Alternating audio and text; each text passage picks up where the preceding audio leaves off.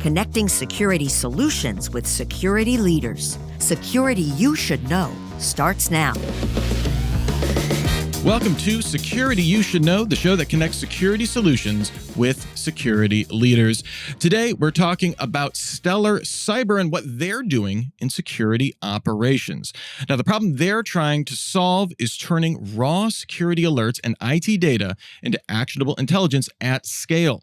Helping us get some answers to these questions is Steve Zalewski, former CISO of Levi Strauss and the co-host of Defense in Depth, and Nick Espinoza, host of the nationally syndicated Deep Dive radio show. Nick, I'm going to get started with you. Why are we still struggling with converting our data into something actionable? Because there's a ton of it. I mean, if you think about it, look at every firewall, every computer, every server. We are generating an absolute enormous amount of data, logging, everything that we would need for forensics. There's so much noise. And by virtue of that, we need a way to just effectively streamline it. I mean, are you going to sit there and watch logs for 8 hours a day? No, nobody wants that job. And you're going to miss a ton of stuff. So I think it's super, super important to have a solution like this. And so by virtue of that, as we grow, as we expand, as we scale businesses and organizations, and as we increase our data usage, whether it's basically session traffic on a web browser or something else, we are collecting all of this data that really just needs a lot of sifting through, killing of the noise to really find those kinds of threats. And I think that's a really important thing these days that quite frankly, a lot of organizations are missing. Well, Steve, do you agree? Do you have a take on why this is still a problem? I think we're solving a different problem now, which is we in the past, have aggregated log data, security context, where it's coming from security tools. And what we're realizing now is it's not just about the security logs. Security logs told us what happened. And what we're being demanded to do now is to find out what's happening and execute on that. And that's requiring not necessarily more data, but it's certainly requiring different types of data than traditional security. So I have this exercise of ending up with a net more data, but also ending up with a net different types of data, and then figuring out not just how do I collate it, but how do I reason through all of that data to be able to determine that something is happening, not just be able to determine an old attack that happened. All right, well, today we're going to be talking with Subho Guha, the SVP of Product from Stellar Cyber, to get some answers. And now, Subho, before we get into the questions from Steve and Nick, we've got to get 3 essential questions answered so that we can get into the details. So first up, our triumvirate of questions here. How do I explain the value of our solution to a CEO? What does your solution do? And what does it not do? And what is the pricing model? Subho, let's get some of the preliminaries. Thanks, Rich. That's great questions. And good to meet you, Steve and Nick. Glad to be here.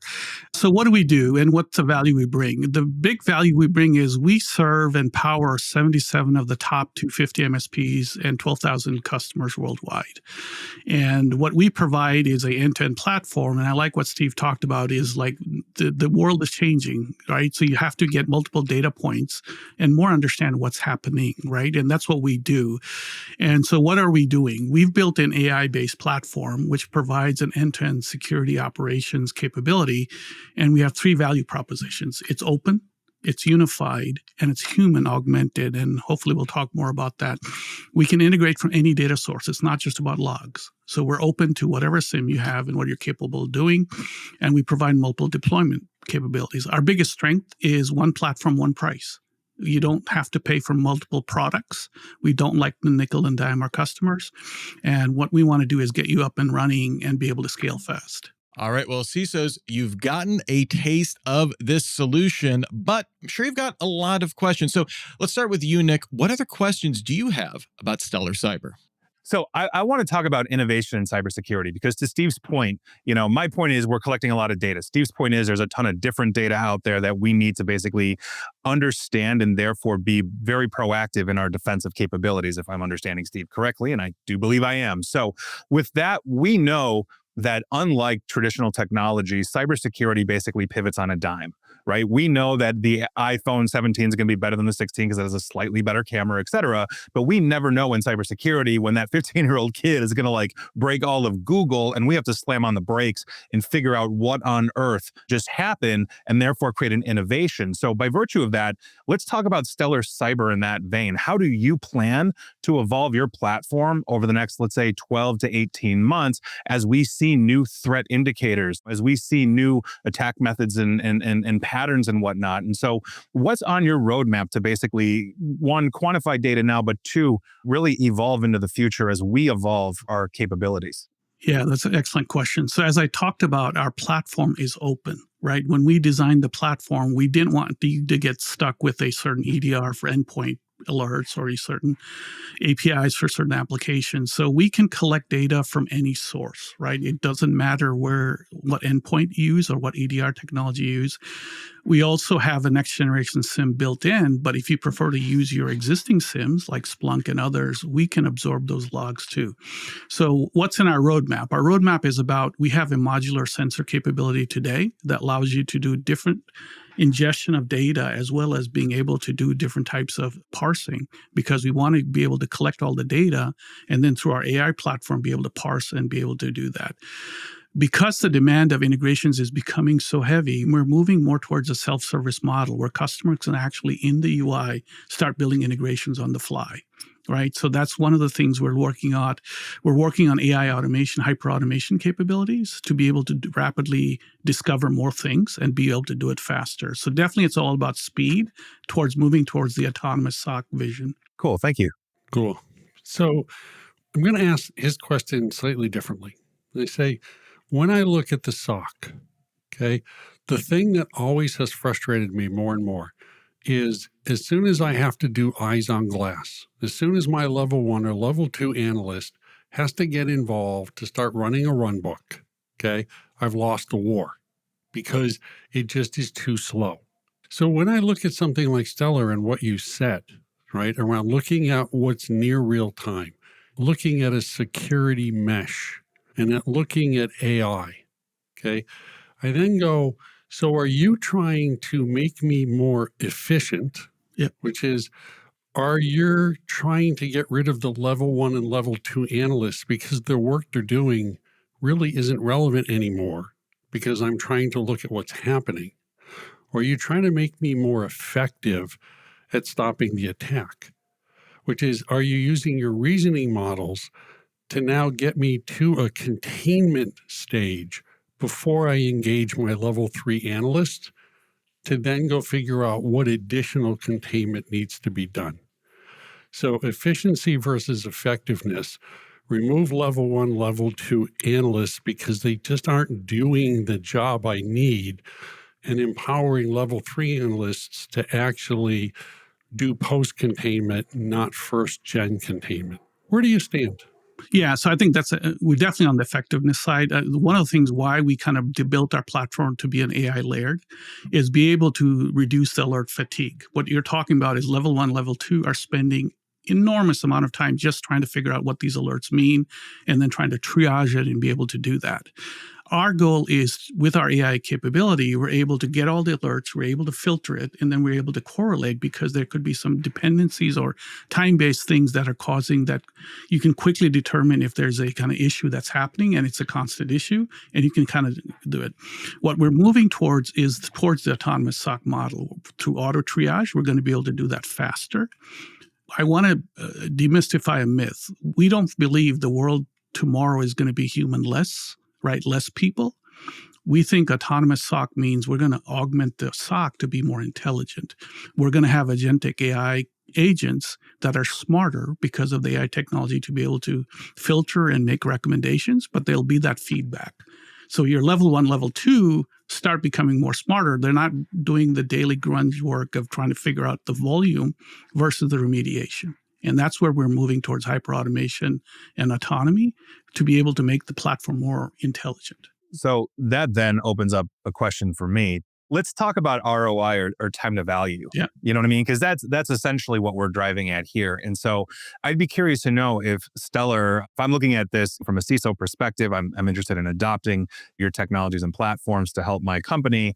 Do you have metrics on things like mean time to detect, mean time to remediate, reduction of incident response times, all that kind of stuff? I mean, when we're talking about automation, we're talking about artificial intelligence. What we're really talking about is being able to identify and therefore remediate threats significantly faster than if a human has to do it. And when you're talking about reducing the load on, let's say, level 1 or level 2 SOC employees, then essentially that's what we're talking about, right? So can you speak about that for a bit? Yeah, so definitely mean time to detect, but more importantly, mean time to repair, right? So basically remediation is probably more important. So we have those capabilities. We actually have a performance management module in our product where you might want to have SLAs and SLOs. So we have most of our primary customers are MSSPs who have multiple tenants, right? So they could be have a Pepsi, Coke, whoever, right?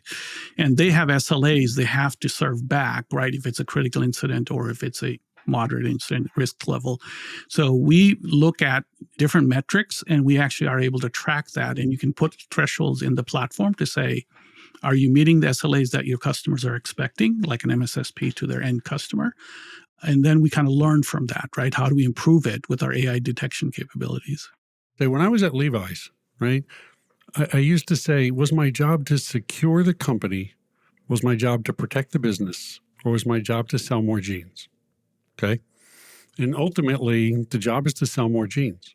So as a security vendor then, right, for me to go to my executives, how were you or how do you provide my first line of defense, my last line of defense, and evidence of defense in selling more jeans? Yeah. At the end of the day, if you're a retailer, it's about selling product. If your systems are down, if a customer can't purchase or there's a attack, you're shutting down, right? So what we do is deterrence and be able to prevention is kind of the best cure, right? Being able to make sure you understand where the potential risks are coming from, being able to then put in the right amount of security capabilities, and then more importantly, having the capability to detect on a mass scale globally what potential you might have in the future. So it's all about kind of prevention at the front end in terms of understanding where the attack could be. It's more in terms of when something happens, you can quickly get back to, the issue that we saw last year with all the airlines and everything with CrowdStrike.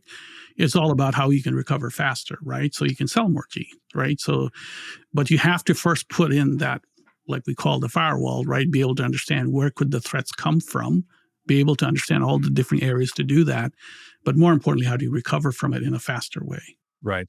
And I will just say that was a really fun day at the airport for me in 2024. So I had nothing but time on my hands to blast out memes on how angry I was about that. Yeah, and you don't want to keep seeing blue screens, right? Not so much. Not so much. No. That was an interesting day. But one of the things that you mentioned too is that Stellar seamlessly integrates pretty agnostically with the tools that anybody's going to run. Basically, it's a pick your own adventure with EDRs, firewalls, cloud services, et cetera, et cetera. But I want to talk about what you don't necessarily integrate with. So think about it from a perspective of like legacy OS, or if I'm thinking manufacturing, there's a ton of ICS out there that was essentially manufactured when the Macarena was popular, and they're running it till the wheels fall off still. And so by virtue of that, when you were looking at legacy systems, operating systems, old ICS, all this kind of stuff, how can Stellar help with those kinds of things? Or is this something that you're just attempting to isolate and just wall off or segment off the network? Yeah, that's one of the things when I joined this company was just surprised how many thousands of integrations we can do. One thing that people don't know is we also integrate NDR, which is a network detection capability in the platform, because we think the threat could come from anywhere. It could come from a firewall, it could come from a network, it could come from an endpoint. People also may not know this, but we also can get sourcing because the world of OT has changed. Before, it used to be a proprietary way to get OT devices, which are manufacturing, right, if you would. So the world of IT and OT is converging. So we actually can get alerts and detections from IT and OT, which we're seeing a lot of manufacturers have stopped using the more OT-only vendors, because then you have to have an OT-based security platform and an IT security platform. Our platform does both because now the OT protocols can be retrieved over the IP address right now. And we strive to get as many OSs as possible. There are some legacy VMs and all that make it problematic. So it's a case by case if we don't. But our goal is to be able to be an open API and open integration platform. So we want to do as much as we can. But I'm sure there are some that we just don't cover. Subbo, what's one thing we didn't ask about that we need to know? Well, I think the key thing here is there's a whole this debate about, the future is autonomous SOC. And I think what is the role of the human in the SOC, right? I think people are not going away. And I think it's important to understand SOCs need to be human augmented, not replaced. This is not a driverless Tesla world that we're trying to talk about. We're talking about making the SOC smarter, and humans will actually make it better. That's it for this episode of Security You Should Know. To learn more about Stellar Cyber, head on over to stellarcyber.ai. Thank you to Steve Zalewski and Nick Espinoza for helping us learn more about Stellar Cyber. Some fantastic questions today. And thanks to Subbo for their time in answering all of these great questions about Stellar Cyber. Thank you for listening to Security You Should Know. That wraps up another episode of Security You Should Know. If you like this program, please subscribe, tell your friends, and leave us a review. All companies showcased on this program are sponsors of CISO Series. If your company would like to be spotlighted and interviewed by our security leaders, go to our contact page on cisoseries.com or just email us at info@cisoseries.com. Thank you for listening to Security You Should Know, connecting security solutions with security leaders.